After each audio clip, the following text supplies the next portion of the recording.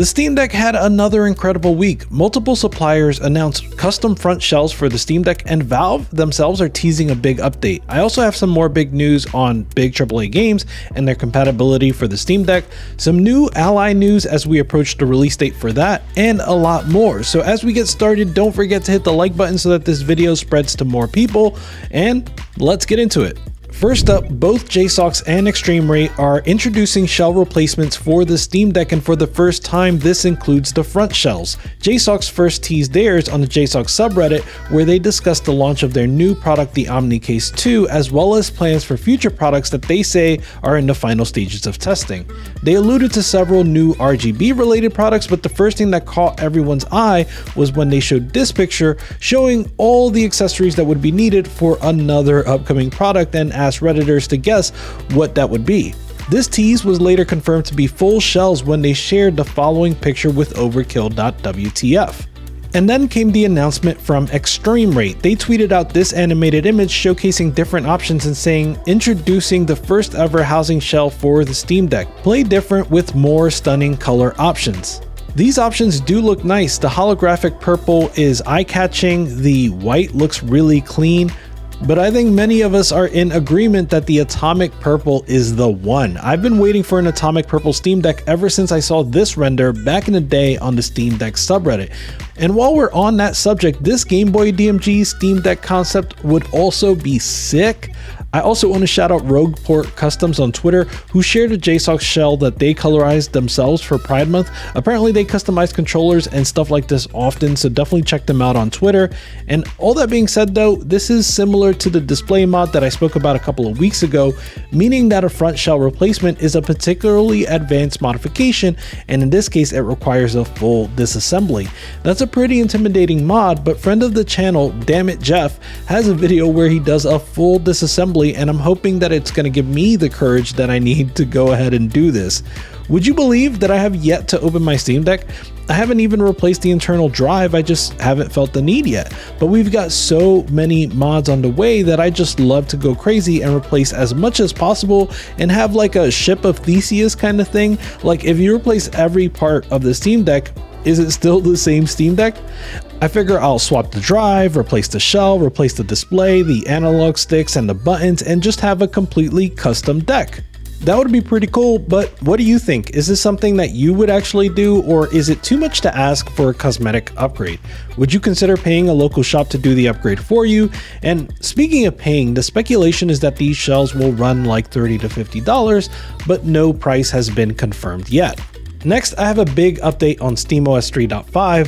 Valve developer Pierre Liu posted on Twitter saying that the latest SteamOS 3.4 update, which is SteamOS 3.4.8, was pushed to stable, which now leaves the preview channel completely empty. Couple that with the eye emoji, and the implication seems to be that SteamOS 3.5 will be coming to preview very soon. If you don't know by now, SteamOS 3.5 is looking to be the biggest update to Steam Deck so far, and here are some of the changes that it includes. A fix for a performance bug that affects emulation greatly, support for HDR, shader cache improvements that should reduce stutter and take up significantly less space on the drive, and quality of life updates to the performance HUD, including the battery life estimator on the level 2 HUD. In addition to all of that, we're already seeing stuff like the soundtrack player and notes overlay come to the Steam Deck beta. That's an awesome update because you can keep track of your own notes for any game, and it should transfer between devices using Steam Cloud. Here are my notes from when I play Bonfire Peaks on my desktop. On the desktop, you can actually pin these notes to your screen so that they can be seen while you're playing, but here you do still have to press the Steam button to get to it. Still though, I'm super glad to see these come over to Steam Deck so quickly. On the subject of updates, I want to point out a small but interesting update for the Steam Deck. Over in the patch notes for the May 30th beta client update, Valve mentioned that they've updated the gyro sensitivity for the Switch Pro and Joy-Cons so that they are now roughly equal to all other controllers with gyro. They say that this is a step towards what they're calling natural sensitivity scale. This would make it so that a sensitivity of 1 always means that if you turn your controller X degrees, the camera will also turn X degrees, and a sensitivity of 2 will be twice as fast as that. This will eventually make tuning gyro much easier for players like me that really enjoy using gyro for aiming. Thankfully, it's not just Valve making big updates to the Steam Deck. There was a big update to ROG Games Launcher, and there's a new app for non-Steam launchers, fittingly called non-Steam launchers. Gaming on Linux has covered both of these on his channel, so I'll leave links to both of those videos in the description. I especially like the update to ROG Games Launcher because it easily allows you to sideload browser shortcuts like Xbox Cloud. Now, I would have expected that this would work for things like Amazon Luna and GeForce Now, but I did see some comments that reported having issues with those. Still, if it works for you, this could be a good way to get browser favorites added to the game mode on Steam. Likewise, if you want to add non-Steam launchers, especially Battle.net with Diablo 4 coming out, there's a new app called Non-Steam Launchers that you can find on GitHub. Once again, Liam has a really good video tutorial on that, so I recommend checking that out. Speaking of Diablo 4, I want to quickly talk about recent and upcoming AAA releases that are looking to play well on deck, and Diablo 4 is the first of these. Lots of people have given this an early try on the Steam Deck, and it appears to be performing quite well. Of course, you could use non-Steam launchers to add Battle.net to Steam, or you can use the Nerd Nest video for this game specifically. Personally, I haven't played it, and I opted to play the other big release for the week. Street Fighter Mother Effing 6. This game coming out within weeks of Tears of the Kingdom is just a jolt of greatness injected into my veins that I didn't know I needed. The night that Street Fighter came out, I came to bed after a long day, I grabbed my Steam Deck and I said to my wife, "It's time for Street Fighter and Zelda," and I never felt more like a big ass kid. It was great. For what it's worth, this game does have some low points on the Steam Deck. Stuff like World Tour and Battle Hub, which take place in open spaces, they don't have a great frame rate, so they're hard to recommend on the Steam Deck. Also, I still find the D-pad to not be that great for fighters, but still, the frame rate is generally good in battles, and I use the Steam Deck a bunch to play the character guides and character trials. I think it's a good way to practice, if nothing else. Recently, Spider-Man Remastered and Miles Morales got an important patch that I wanted to call out here as well. This update makes it so that the adaptive trigger feedback on the DualSense now works on Steam input. My friend Mosquito shared this on the Fan2Deck Discord, and he notes that No Man's Sky was previously the only game with support for the adaptive triggers, so that, in addition to now the 2 Spidey games, brings it up to a total of 3. With that, I think we might have a good idea on which game is going to be the 4th. The PC port of Ratchet & Clank Rift Apart was announced last week. Its release is less than 2 months away with a release date of July 26. Importantly, the store page includes this bullet point where it says, "Choose from a wide variety of graphics quality options to tailor to a wide range of devices, all the way from high-end PCs to portable PC gaming devices." A bullet point like this indicates that it should run well on the Steam Deck, and while I had my doubts about how Ratchet & Clank would scale to lower-end hardware, I would expect this studio to do their best considering they brought us the PC ports of Spider-Man Remastered and Miles Morales.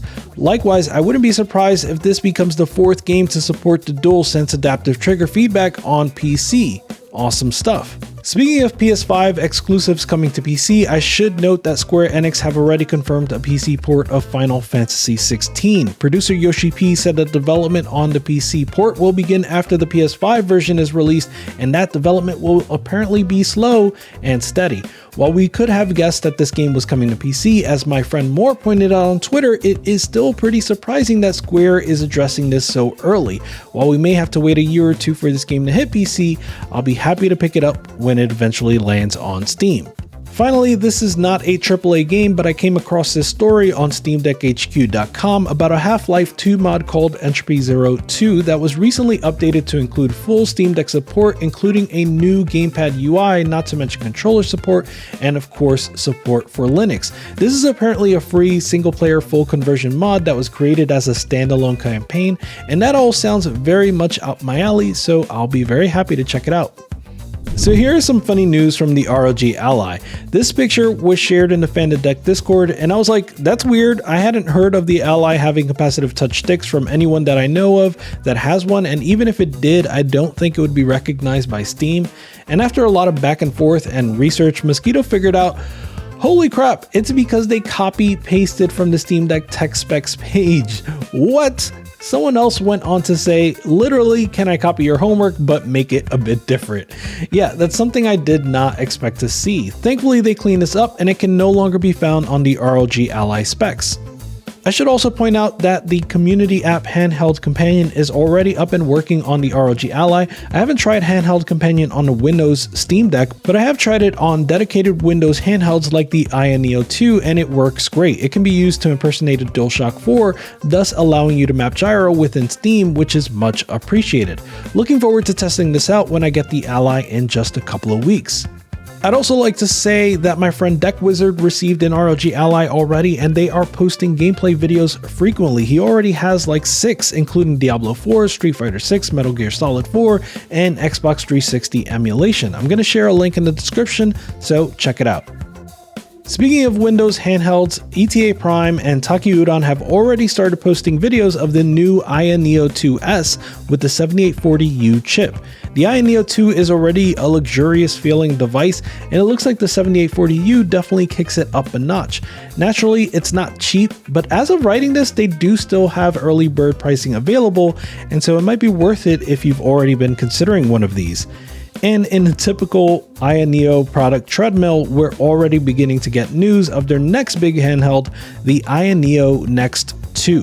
The Fox posted about it on Twitter, reminding us that this will not only be the first AYANEO with touchpads, which is interesting, but it'll also be the first AYANEO handheld with an integrated, dedicated GPU.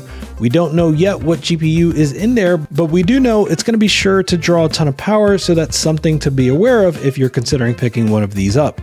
Continuing with non-Steam Deck stuff, I wanted to mention that Yuzu is now available on Android. I've championed Yuzu a bunch of times on this channel, and they just continue to deliver. Recently, the previous de facto emulator for Switch on the Android, Skyline, decided to cease development in order to avoid any potential legal troubles with Nintendo after Nintendo took down the Lockpick RCM repo on GitHub. While I assume the Yuzu team has been working on this for a long time, they picked a good time to make this announcement with Skyline no longer being developed.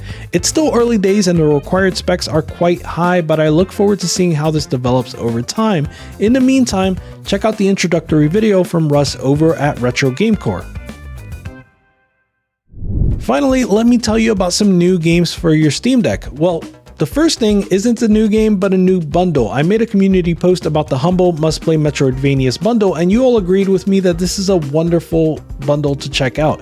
If you somehow don't have Hollow Knight, Rain World, Blasphemous, or Bloodstain, then you should consider picking this one up. But before you do, check out the giveaway link in the description to see if you can win your own copy of one of these games from my video. The password for this week is Silksong, all lowercase. This is my biggest giveaway ever, and I have to shout out the people that contributed keys. So thank you to Emilio, Stefan GW, Trenton, Justin, Dan, Adrian, and Lewis for the keys that they contributed. I actually also want to shout out a game that I missed called Ricky Recharge. Thanks to the developers for sending me a copy of this one. So Ricky Recharge is an arcade score chase game through and through. At first I was a little bit lost and I didn't really understand the number of mechanics this game had despite the tutorial, but once I got a hang of it, I started to find the gameplay really engaging, and I didn't stop until I got a 5 million score. I'm wondering if any of you can top that, and the developer hooked me up and is giving away 20 keys here. Grab one of these keys, load it up on Steam Deck, and let me know if you can beat my score. Next up is the Etrian Odyssey collection, which just landed on Steam this week. This was originally a DS game with mapping tools that utilize the touchscreen, so I think this must be a good fit for the PC and for the Steam Deck, and they are in fact Steam Deck verified. Continuing to roll on with remasters that are well suited for the deck, next up is We Love Katamari Reroll. This is a remaster of the second game in the Katamari series, and it is enjoying excellent reception. If you're here for good times and good vibes, then pick this one up. Another week, another amazing boomer shooter. This one is Slayers X, and it's a spin-off from the Hypnospace Outlaw game. It's marketed as a game that was made in 1998 but never released, and I would argue it's even better than that. Check out the demo or maybe add it to your wish list. By the way, if you have not been following the news about how Valve helped Dolphin get kicked off Steam, well, be sure to check out my last video. That gang out. Goodbye.